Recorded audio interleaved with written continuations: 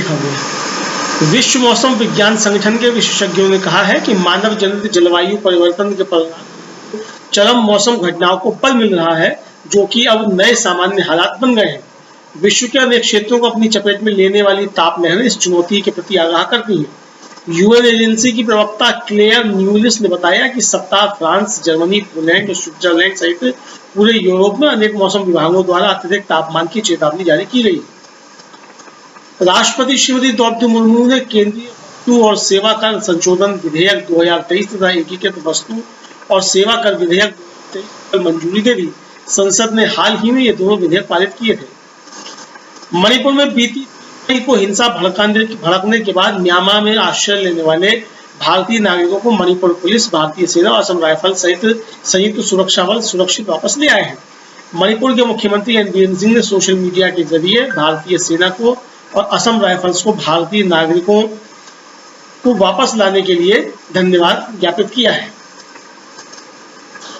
सरकार ने प्याज की बढ़ती कीमतों को नियंत्रित करने के लिए इसके निर्यात पर 40% शुल्क लगा दिया है। यह तत्काल प्रभाव से लागू हो गया है।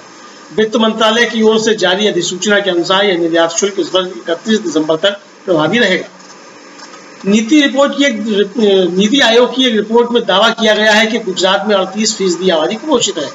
कांग्रेस महासचिव व पार्टी के राज्य संचार प्रभारी जयराम रमेश ने ट्वीट में कहा, देश को अक्सर G2 नरेंद्र मोदी और अमित शाह द्वारा गुजरात मॉडल याद दिलाया जाता है, लेकिन इन्होंने जो देश को नहीं बताया वह नीति आयोग की रिपोर्ट में बता दिया है। हाल ही में सामने आई रिपोर्ट में बताया गया है गुजरात में 38% से अधिक आबादी कुपोषित है। उन्होंने आगे लिखा, लगभग आधा ग्रामीण गुजरात पोषण से वंचित है। अविकसित बच्चों के मामले में भारत स्थान पर है। कमजोर और कम बनने वाले बच्चों के मामले में गुजरात दूसरे स्थान पर है। इस राज्य की 1/3 से अधिक ग्रामीण आबादी आवास से वंचित है। खबर है कि लद्दाख में कल सेना का एक ट्रक नदी में गिर गया। इस हादसे में सेना के कम से कम 8 जवानों की मौत होने जबकि अन्य 2 जवानों को घायल होने का समाचार है। मीडिया रिपोर्ट्स के मुताबिक यह हादसा कथित तौर पर लेह से 150 किलोमीटर दूर न्योमा इलाके के कियारी में शनिवार दोपहर को हुआ। 10 सैनिकों को ले जा रहा सेना का एक ट्रक सड़क से फिसलकर नदी में गिर गया।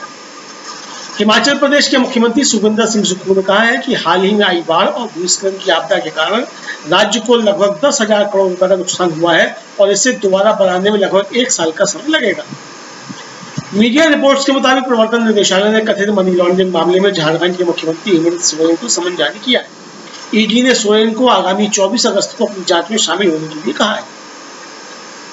कनाडा के पश्चिम केलोना शहर के आसपास के क्षेत्र में जंगल की आग फैलने से और अधिक घरों के नष्ट होने की आशंका के बाद कनाडा सरकार ने देश के पश्चिमी ब्रिटिश कोलंबिया क्षेत्र में आपात स्थिति घोषित कर दी है। पिछले 24 घंटों में मैकडॉगल क्रीक जंगल की आग 64 हेक्टेयर से बढ़कर 68 हेक्टेयर क्षेत्र में फैल गई है। इन क्षेत्रों से 4,800 से अधिक लोगों को हटाने के आदेश दिए गए हैं। भारत ने अजरबैजान के बाकू में अंतर्राष्ट्रीय शूटिंग स्पोर्ट फेडरेशन विश्व चैंपियनशिप में कल शानदार प्रदर्शन करते हुए महिला एयर राइफल टीम प्रतियोगिता में स्वर्ण पदक जीता। मेहुली घोष ने महिलाओं की 10 मीटर एयर राइफल में कांस्य और इसके साथ ही भारत के लिए ओलंपिक कोटा स्थान का दावा किया।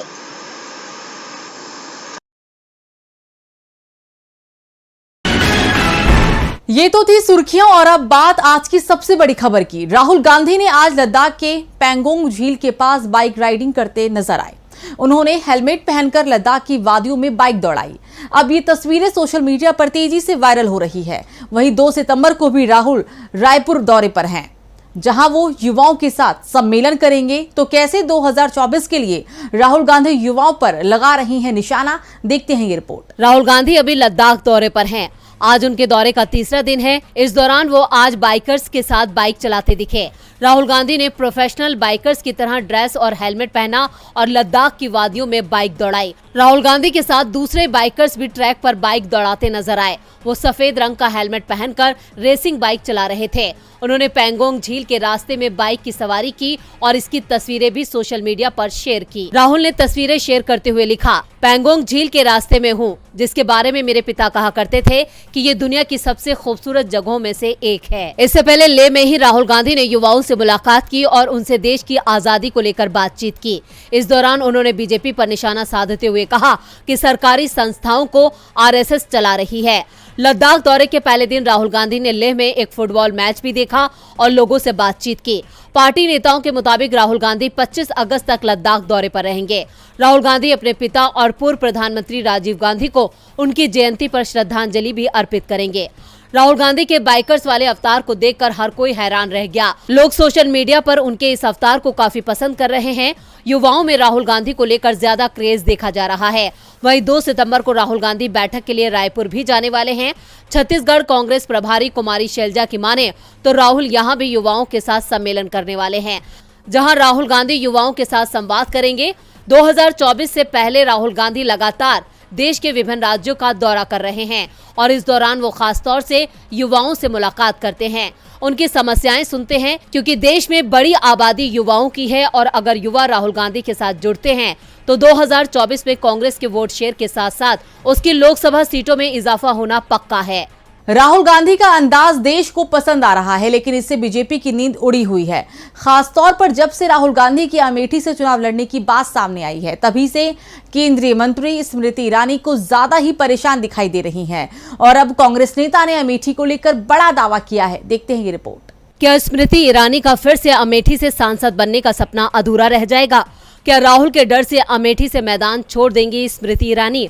अगर बीजेपी ने उन्हें फिर से चुनाव लड़वाया तो क्या अमेठी से स्मृति की जमानत हो जाएगी जब्त? ये तमाम सवाल कांग्रेस नेता राशिद अलवी के ताजा बयान से उठे हैं। अलवी ने एक चर्चा में सवाल उठाया कि राहुल गांधी अमेठी से चुनाव लड़ेंगे। इस खबर को आए 24 घंटे हो गए, फिर भी स्मृति ईरानी ने कोई जवाब नहीं दिया। कहाँ है स्मृति ईरानी?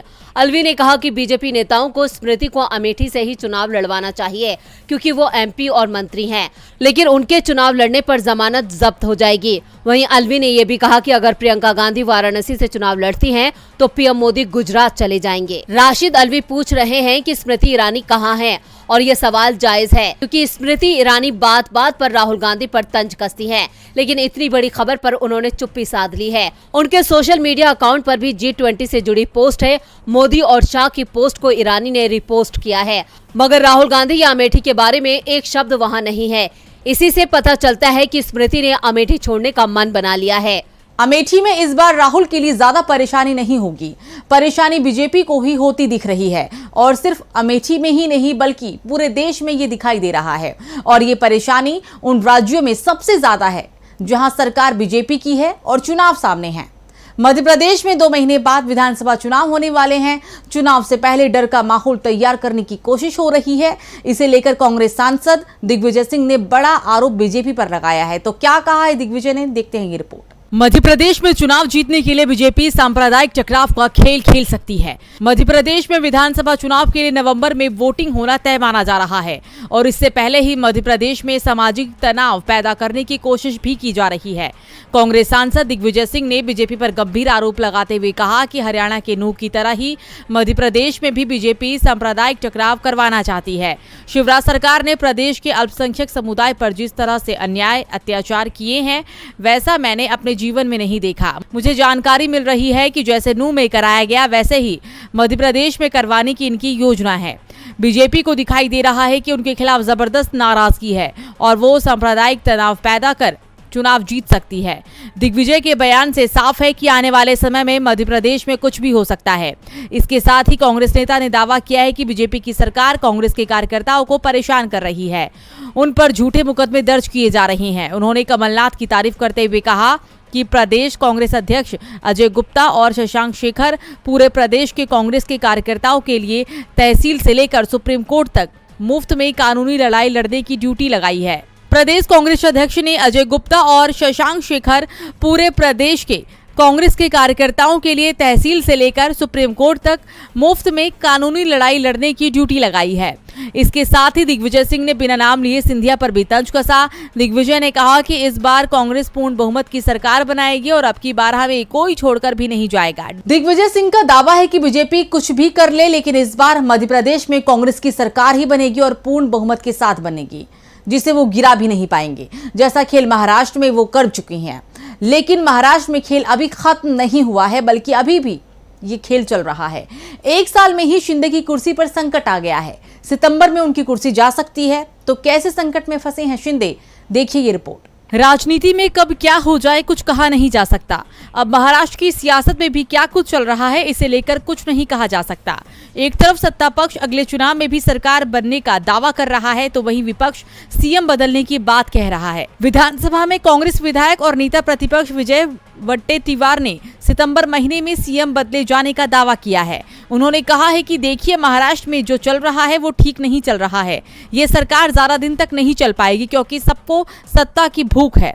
जल्दी यहाँ सीएम की कुर्सी उनके हाथ से जाने वाली है। दरअसल वट्टेतीवार बीते कई दिनों से सरकार पर हमलावर हैं। उन्होंने महाराष्ट्र में सरकार के मुखिया और डिप्टी सीएम के बीच संबंध सही नहीं होने का इशारा भी किया है। उन्होंने कहा कि सीएम जब डिप्टी सीएम को साथ में खाना खाने के लिए बुलाते हैं तो वो लोग उनके पास नहीं जाते हैं, जिससे साबित होता है कि महाराष्ट्र में सब कुछ सही नहीं चल रहा है। वहीं विपक्ष के इस दावे के बीच बीजेपी अब भी एकता की ताल ठोक रही है। देवेंद्र फडणवीस ने कहा कि एनसीपी के अजीत दादा से उनके संबंध राजनीतिक हैं, तो वहीं शिवसेना प्रमुख और राज्य के सीएम एकनाथ शिंदे से उनके रिश्ते भावनात्मक हैं और उनको पद से हटाने का सवाल ही नहीं उठता है। अब भले ही सत्तारूढ़ पार्टी और विपक्ष का दावा अलग अलग हो, लेकिन ये तो आने वाला वक्त ही बताएगा कि महाराष्ट्र की राजनीति में ऊंट किस करवट बैठता है। सितंबर में शिंदे सरकार का गेम ओवर हो जाएगा क्योंकि अब बीजेपी के पास अजीत पवार आ गए हैं। अजीत पवार जिनको लेकर कुछ दिनों पहले तो बीजेपी के नेता बड़े बड़े दावे करते थे, उनके काम के नहीं बल्कि घोटाले के ईडी के टारगेट पर थे, लेकिन बीजेपी की वॉशिंग मशीन में आकर वो साफ हो गए हैं और अब इसे लेकर केंद्रीय मंत्री नितिन गडकरी ने भी बड़ी बात कह दी है। पीएम मोदी ने 27 जून को भोपाल में एनसीपी मुखिया शरद पवार के परिवार पर निशाना साधा था। महाराष्ट्र में 70,000 करोड़ के घोटाले का हिसाब मांग रहे थे। 5 दिन बाद ही 2 जुलाई को शरद पवार का भतीजा अजीत पवार अपने साथ पार्टी के तमाम विधायकों को लेकर एनडीए में आ गया। अजीत पवार को एनडीए की सरकार में डिप्टी सीएम बनाया गया। उनके साथ आए 8 विधायकों को मंत्री पद दिया गया। मंत्री बने कुछ लोग जमानत पर चल रहे हैं तो कई ईडी की जांच में फंसे हैं। विपक्ष ने आरोप लगाया कि अब ये सब बीजेपी की वॉशिंग मशीन में धुल जाएंगे और बेदाग हो जाएंगे। सिर्फ महाराष्ट्र ही नहीं दूसरे राज्यों में भी तमाम नेता जो ईडी की जांच में फंसे थे बीजेपी में आते ही बेदाग हो गए और जब केंद्रीय मंत्री नितिन गडकरी से इसे लेकर सवाल किया गया तो उन्होंने अपनी ही सरकार को घेर लिया। गडकरी ने कहा कि राजनीति में चुनाव जीतना ही महत्वपूर्ण हो गया है, जो जीतता है वही सिकंदर होता है। बाद में उन्होंने अपनी ही पार्टी के नेतृत्व पर तंज कसते हुए कहा बीजेपी का साबुन इको फ्रेंडली है, यानी जो लोग बीजेपी में आते हैं उनके दाग धुल जाते हैं। यानी एक तरह से गडकरी ने विपक्ष के आरोपों पर ही मोहर लगा दी है। विपक्ष के मुताबिक बीजेपी वैसे तो विरोधी दलों के नेताओं पर करप्शन का आरोप लगाती है, लेकिन जैसे ही वो नेता इनके दल में शामिल होता है या फिर इनके साथ हाथ मिलाता है, पाक साफ हो जाता है। राजनीति के दाग धोने के लिए बीजेपी के पास वॉशिंग मशीन भी है और इको फ्रेंडली साबुन भी, लेकिन जब मामला सुप्रीम कोर्ट के सामने जाएगा तो कोई साबुन काम नहीं आएगा। दरअसल सोशल मीडिया पर वल्गर पोस्ट करना, अपने अपराधों पर पर्दा डालने के लिए माफी मांगने का चलन बढ़ गया है। इस पर अब सुप्रीम कोर्ट सख्त हो गया है। तो क्या कहा है सुप्रीम कोर्ट ने, देखिए ये रिपोर्ट। सुप्रीम कोर्ट ने सोशल मीडिया पर अभद्र और अपमानजनक पोस्ट को लेकर एक याचिका पर सुनवाई की है। सुनवाई में जस्टिस BR गवई और जस्टिस प्रशांत कुमार की बेंच ने कहा सोशल मीडिया पर अपमानजनक पोस्ट करने वालों को सजा मिलनी जरूरी है। ऐसे में लोग माफी मांगकर आपराधिक कार्रवाई से बच नहीं सकते हैं, उन्हें अपने किए का नतीजा भुगतना होगा। सुप्रीम कोर्ट ने सोशल मीडिया उपयोगकर्ताओं को इसके प्रभाव और पहुंच के बारे में सावधान रहने की हिदायत देते हुए अभिनेता और तमिलनाडु के पूर्व विधायक SV शेखर द्वारा दायर याचिका को खारिज कर दिया है। आपको बता दें कि अभिनेता ने 2018 में महिला पत्रकारों के खिलाफ अपमानजनक टिप्पणियों वाली एक फेसबुक पोस्ट साझा की थी। इसी मामले पर आज सुप्रीम कोर्ट में सुनवाई हुई। आपको बता दें कि ये पूरा मामला 2018 का है, जहां एक महिला पत्रकार ने तमिलनाडु के तत्कालीन गवर्नर बनवारी लाल पुरोहित पर अभद्रता का आरोप लगाते हुए फेसबुक पर एक पोस्ट शेयर किया था, जिसे SV शेखर ने शेयर करते हुए अपनी राय दी थी। उनके इस पोस्ट के बाद काफी विवाद हुआ था। DMK ने उनके इस्तीफे की मांग की थी। हालांकि शेखर ने बाद में माफी मांगी थी और पोस्ट भी डिलीट कर दिया था, लेकिन मामला कोर्ट में पहुंच ही गया।